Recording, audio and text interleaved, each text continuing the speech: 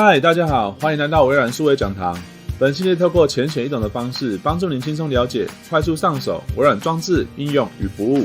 现在就让我们进入主题吧。嗨，大家好，我是 Ben。嗨，大家好，我是 Kerry。我们今天要来开箱了。今天要开箱的是 Xbox Series X 与 Series S。好，那我们开箱吧。好，开箱我们看到的是说主机。新款的 Xbox 无线控制器、电源线、HDMI 线、说明书。那 Series X 的 HDMI 线采用的是 Ultra High Speed 规格，可以支援更高的游戏跟影音的画质输出。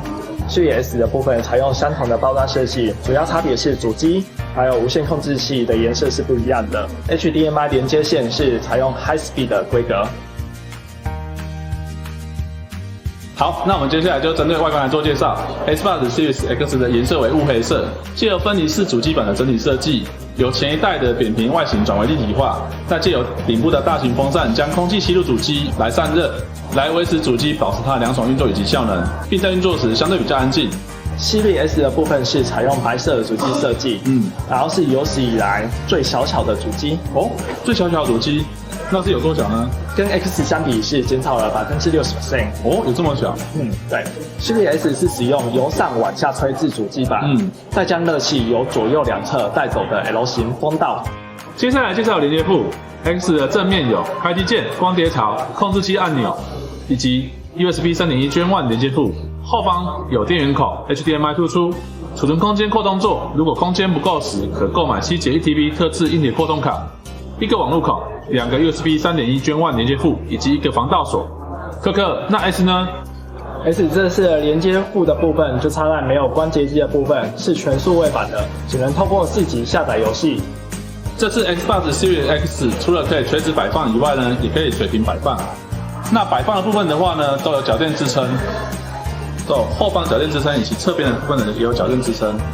那 Series S 的部分也一样，它可以垂直摆放，也可以水平摆放，在摆放的平面中也都有脚垫可以支撑。那硬体规格的部分，两台都是采用 AMD 客制化 Zen 2 8核心的 CPU。X 的部分时脉是采用 3.8 GHz，S 的部分则是 3.6 GHz。那 GPU 的部分的话呢，两台也都是采用 AMD 的客制化 RDNA 2的一个架构。那 X 的部分是采用12 TB 的浮点运算 ，S 的部分是采用4 TB 的浮点运算。那记忆体的部分 ，X 的话是16G DDR6，S 的部分则是10G DDR6。内部储存空间的话呢 ，X 采用的是 1TB 客制化的 NVMe SSD 固态硬碟 ，S 的部分的话采用的是512G 客制化版的 NVMe SSD 固态硬碟。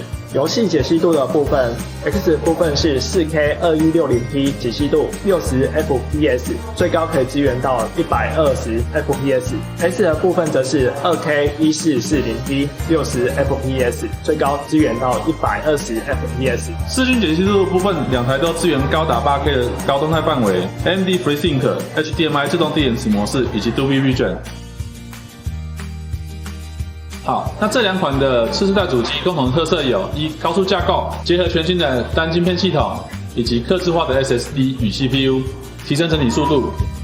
它带来的好处是大幅加速了游戏的载入速度，以及从原本的60 FPS 提升到最高120 FPS。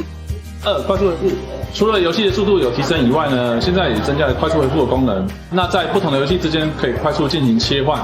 可以马上回复到先前的游戏进度。假设我玩 Ori 2玩到一半，朋友找大家一起玩 Overcooked 2，虽然还没有抵达存档的地点，就切换游戏，可是玩回来后再回到 Ori 2时，可以直接回到先前的游戏画面，不必再经由游戏开头的动画和主选单，节省了进游戏的等待时间。三、性能优化。具有 Xbox Series X 以及 S 的性能优化图示的游戏呢，是专为 Xbox Series X 以及 S 所打造的游戏。那包含专属打造的游戏，以及之前发售过再行重置的游戏。有性能强化图示的游戏能提供更快的载入速度、更好的视觉效果、更高更稳定的 FPS。四、智慧分发。不论是购买实体或者是数位版的游戏呢，只要有支援智慧分发，都可以免费获得在次世代主机版本的体验哦。那可以享有更好的游戏画面以及次世代的游戏体验，不必再为了同一款游戏而重新购买再次付费。如果玩家购买了 Xbox One X 版本的 Forza 地平线式，日后购买了 Series S 主机，可获得 X 版本的 Forza 地平线式。内容包含了高解析度的材质包，画面更加真实。此外，也相容前世代可游玩超过1000款游戏。5. Dolby Vision and Atmos。Xbox Series 系列主机也支援了 Dolby Vision， 画面更加生动饱满，以及支援 Dolby Atmos， 提供更好的声音效果。无论是画面或声音，都能更沉浸于游戏。这样在看 Netflix 影片时，如果影片和电视支援 Dolby Vision， 将会出现 Dolby Vision 字样。不论是看影片还有游戏，可以有更好的画面和声音。Series 系列都是效能极为强劲的4世代主机，两者效能仅有些微差距。X 售价是15380，X 则是9480。那消费者该如何去选择呢？消费者的话呢，如果有以下的4点需求的话，我们就会去选择推荐 Series X。1. 极致效能体验。如果他想要获得真 4K 的画质，或者是更高的 FPS， 对。那2，如果说他有 4K 的电视，或者是说电竞萤幕啊，那在短期之间他想会升级他的电视，那就可以去针对游戏画质，他有更高的需求的话，我们会推荐他。那再来3，他有更大的这个储存空间的需求，我们也会推荐。